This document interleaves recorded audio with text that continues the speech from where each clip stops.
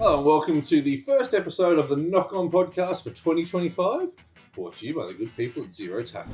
And Dan, it's been a huge off-season. Rugby League is here. We're going to Las Vegas. But that's not all the headlines. What are the headlines, Dan? Talk to me.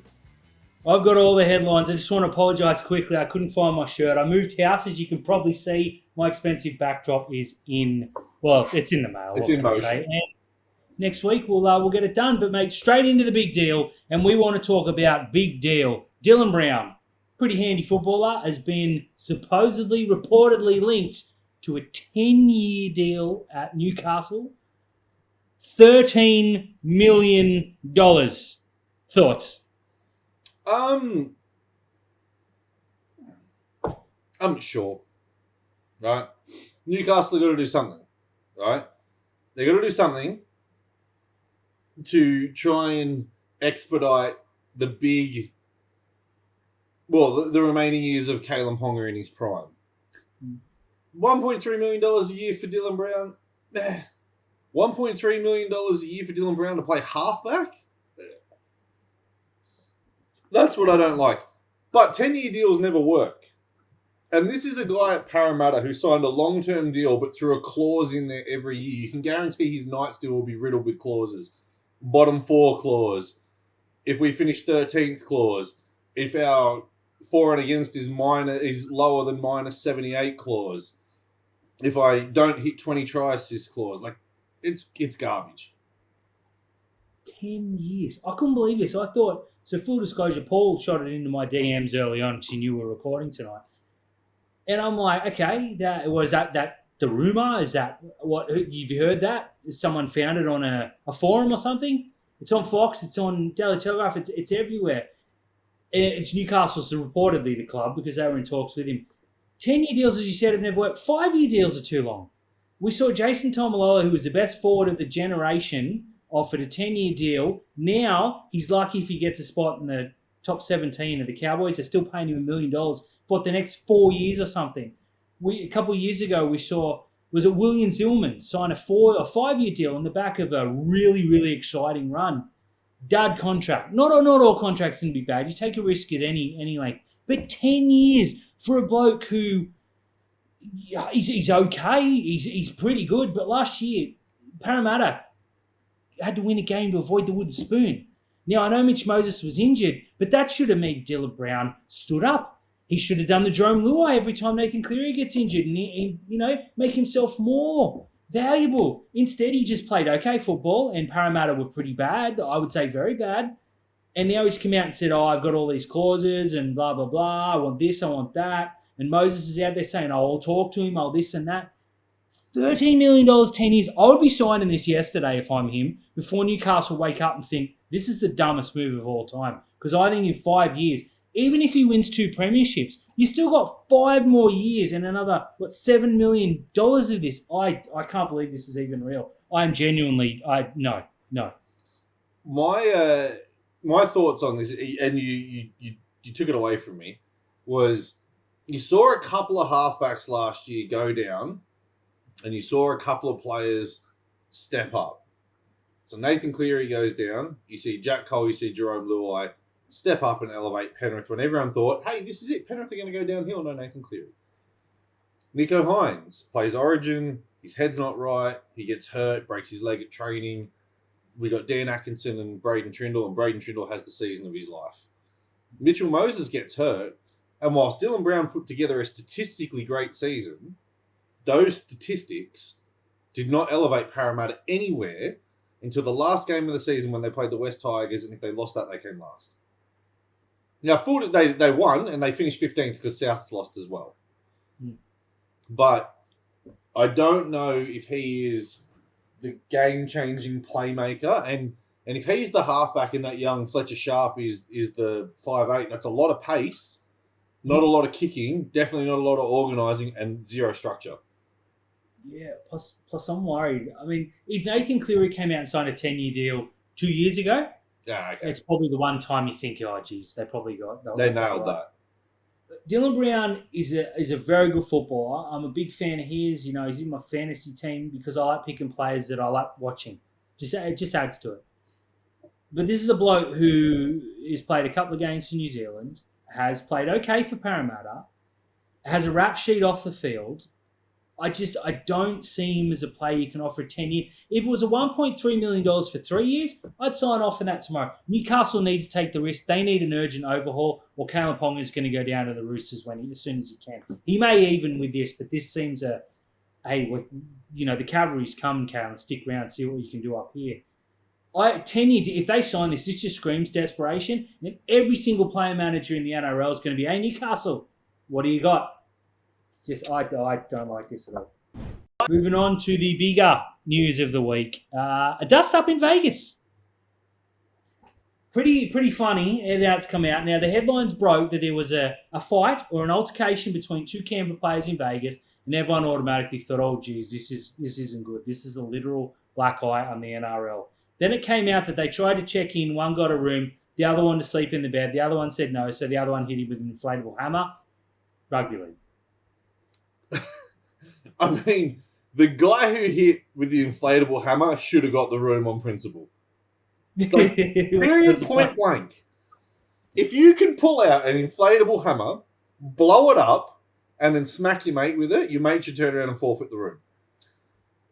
My first thought on this, though, was that Canberra saw Morgan Smithies involved and leaked it to the press in hope that there would be a bigger uproar so they could sack him, because he's not a good footballer. Okay, that's controversial. Yeah, that was my first thought. I was like, if I was running Canberra, I would have leaked it that he actually hit Callum Hudson. What's his name? Hudson Young. Yeah, he hit Hudson Young in the face with a real hammer, and he needs to go back to the Super League. But how did they even find out about this story? Like, who's the dog that literally rang up and said, oi, old mate blew up an inflatable hammer and smacked his mate because he couldn't have a bed? Yeah, but did he blow it up, or was it already blown up? If it was already blown up, that's not funny. But if it wasn't, and you see the security footage, I'll show you.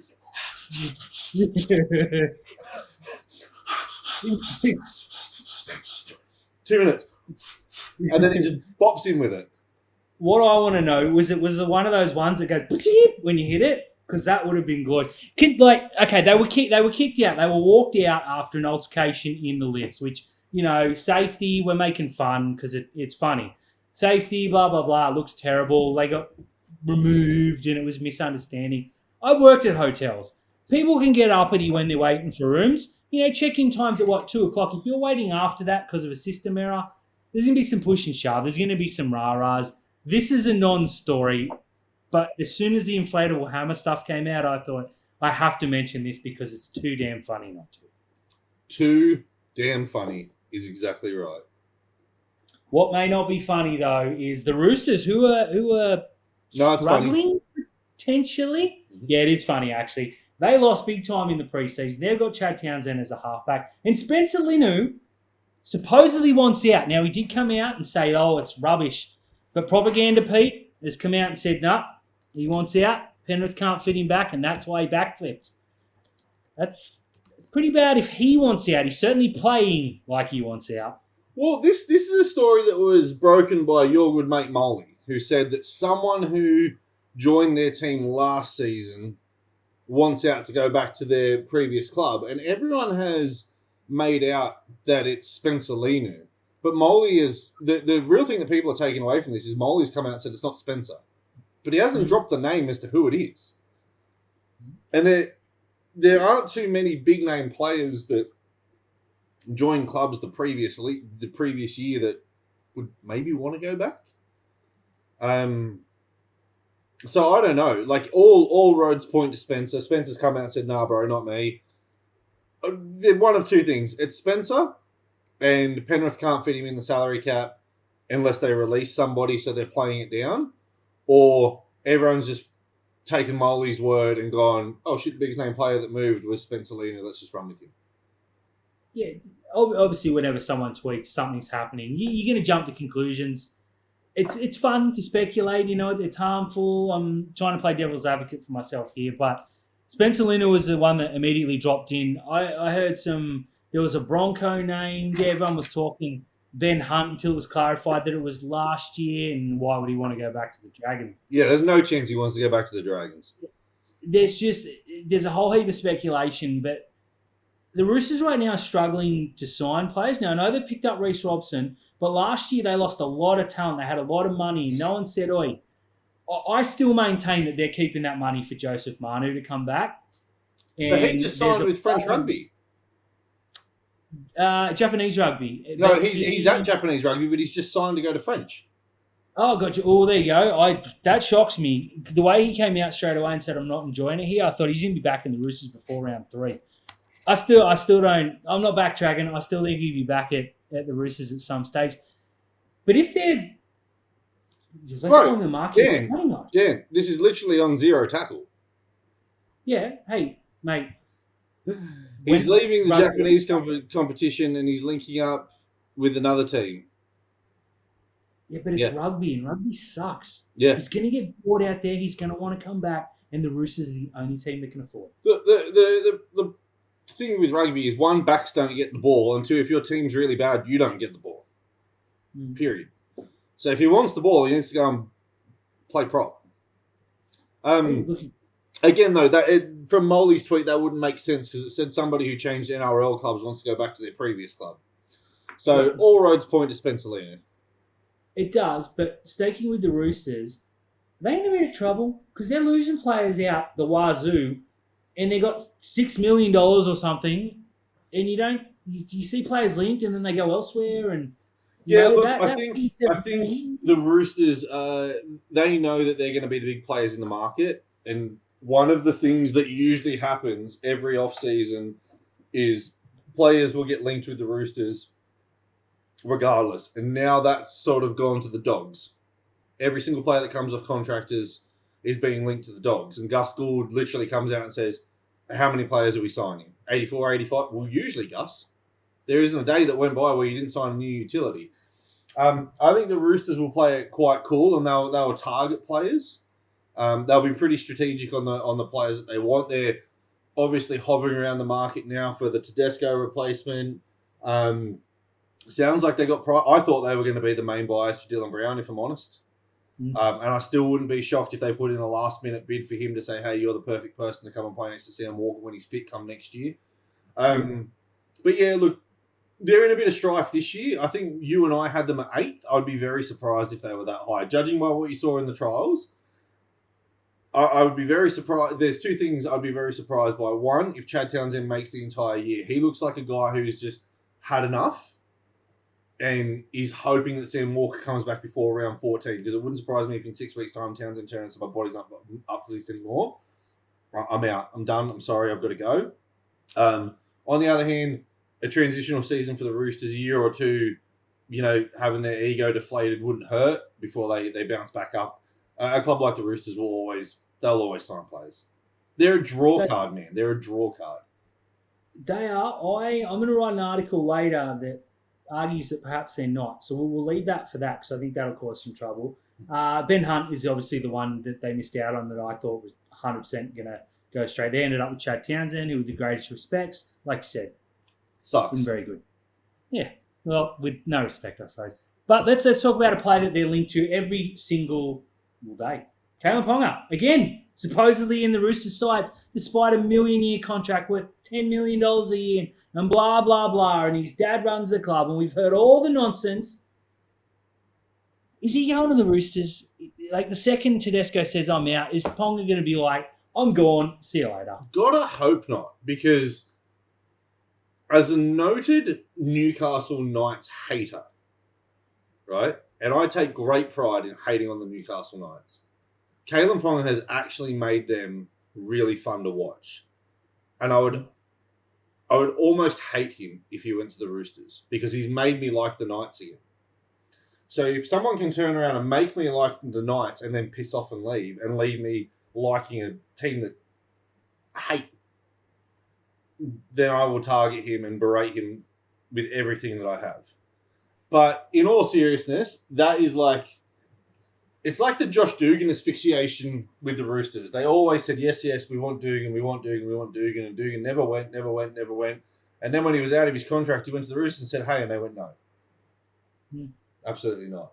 So now it wouldn't surprise me if like they want Ponga, and then they go to get Ponga and he's 31 and they go, no, sorry, concussion issues and you're old. So I don't know. Something about it to me just says that every time Kalen Ponga wants a bit more money, he just goes, oh, see this email from the Roosters?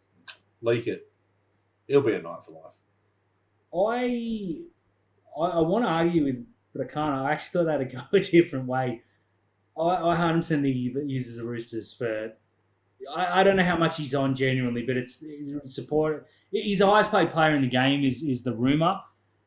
I don't know how much more money he can squeeze out because in a minute we're going to touch on the ninth salary cap. Tedesco's probably got a year or two left. This might be his last year. He might have one more. I don't know what he signed. He re-signed for 26. Yeah, I think it's going to be a year-to-year thing. And he's earned that right. He's still fantastic. Last year, he was still one of the top couple of players in the game, so I'm certainly not rushing him out. The Roosters don't have that next wave ready. Like, at Cronulla, we can name our next two fullbacks if Kennedy goes down. At the Roosters, you know, their New South Wales Cup team has been deplorable. Their flag team's been okay. A lot of injuries meant they've got to play a lot of New South Wales Cup. Maybe that in 2 years' time they say, hey, that's a good thing. But right now there's no one that stands up.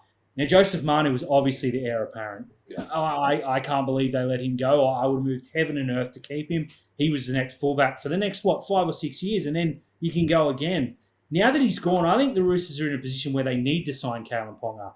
Not Ponga per se, but a Kalen Ponga, someone of that ilk, someone of that talent, someone of that name value to rebuild what the Roosters were, because a couple of years ago they lost some players. Oh, we'll go get Brandon Smith, when Brandon Smith was held in this regard. You know, Angus Crichton was gone, and then they're like, yeah, we got him. Don't forget, they signed David Fifita last year.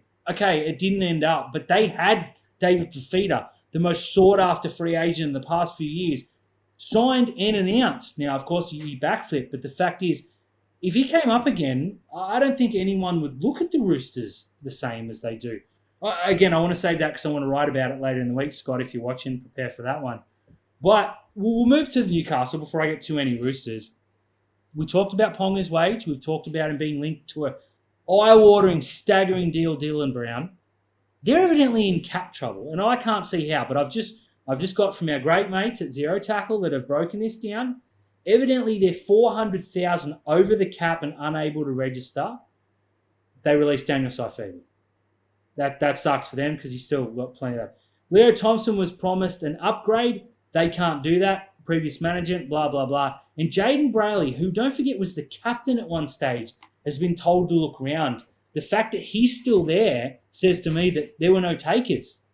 Well, the thing is, he was told to look around. Parramatta wanted him, and then Newcastle turned and said, actually, no, we can't shaft our captain like that. Parramatta absolutely wanted Jaden Brayley. It wouldn't surprise me if he goes to Parramatta at some point in time during the season. How are they over the cap? I don't know, because you have a look at that squad and you think, right, Dan Gaggai's 35, they can't be paying him big money. Obviously, they've re-signed Bradman Best at a premium. Yep. They probably had to upgrade Marju. They don't have another winger because Dom Young's gone. Yep. Schiller had to be cheap. Yeah, Schiller's cheap. You'd say that the young Fletcher Sharp, he'd be cheap. Sure. I can't imagine Cogger broke bank. Hastings, yeah, he might have cost him a penny. Tyson Gamble, I can't imagine, would be on big money. There's one Saifidi brother. Thompson is leaving because he's not being paid. You don't know what Frizzell's contract's like. Outside of that, there's, did they pay stupid money for Adam Elliott just to get his missus there who ended up leaving? Pierce Paul's the only one I can think of, but he came from England. I don't know. If the Newcastle Knights are in salary cap trouble, then O'Sullivan's got a huge job ahead of him rebuilding that squad. Yeah, I can't see a way. Like, I look at the Bulldogs, I look at the Sharks, I look at the Broncos. None of these they're re-signing players. They're not flicking players, they're liquid players. Cronulla added Adam Fanua-Blake, Brisbane added Ben Hunt. Newcastle have to offload a Saifidi and hope that a young fullback turned winger can play 5'8". And I'm rooting for Fletcher Sharp. It's like you, I've turned a bit on Newcastle. I really enjoy the way they play football. Jaden Brayley, when they signed him, he would have been, because he was playing pretty well at Cronulla. Cronulla obviously had the younger brother coming through, but you still had to pay him to move up there. You make him the captain. You got Phoenix Crossland. You got 4 or 5 players of that. If they're at the cap, Ponga must be on 3 million. Is all I can think of. Man, either that or they're paying some bonus, like some really stupid bonuses. Hey, look, like you guys didn't get the wooden spoon, you can all have an extra $100,000. Well, there you go. Hopefully they'll need it this year because we tipped them to come very low. But let's go from the paupers to the princes, mate. Tom Hazelton looks like he's going to stay at Cronulla, meaning the third prop linked with the Warriors and by all rights signing with the Warriors from Cronulla is going to stay at Cronulla after we pinch Adam Fanua Blake. But Big Ball Tom, 3 years Cronulla. What are your thoughts? Look, I will say this right now. I adore Tom Hazelton, right? When he was linked with the Dragons, I think the thing that pissed me off the most was that he was going to go to the Dragons. When he was linked with Newcastle, I was like, oh, okay, fair enough. You know, I've just openly admitted that I don't mind watching Newcastle. I'd never root for him, but, you know, when he was going to New Zealand, I was like, oh, I don't see that he's in a better spot because they've got Fisher, Harris and Barnett. So I don't see that he's in a better spot. So if New Zealand's pitch was, you know, you come over here and be on the bench, well, what's the point, right? My understanding from someone who sent me a message today is that it's not the Warriors that he's informed that he's staying at the Sharks. It's actually the Dragons. The Dragons were the silent favourites moving for Tom Hazelton.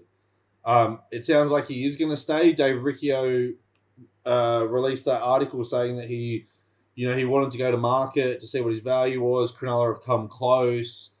He loves what they're building here. He can see a premiership in his future. He couldn't see that at the other clubs. It looks like he's going to stay. I would have been upset if he left, but not to the way that some of our fans have made it out, and definitely not the way that Buzz Rothfield, who described him as a workhorse, has had it. Tom Hazelton is a cult hero because he's 6'7" and he's bald. And he scores tries because we pass the ball to him and he just sticks the ball over the short opposition and hits him with a too small when he gets up. Outside of that, he's got a really slow play of the ball and his lateral movement is quite poor. But I love Tom. So I'm happy he's going to re-sign. I wouldn't have lost any sleep if he'd left. Yeah, unless he went to the Dragons, then I would have been really annoyed. You know, you never want to lose him to old, younger brother, little brother. We're both on multiple shows saying that we wanted to keep him, but if he went, so be it. Young Jesse Colquhoun, I believe, is a better talent and, can move sideways, where Tom, with the greatest respect, probably can't.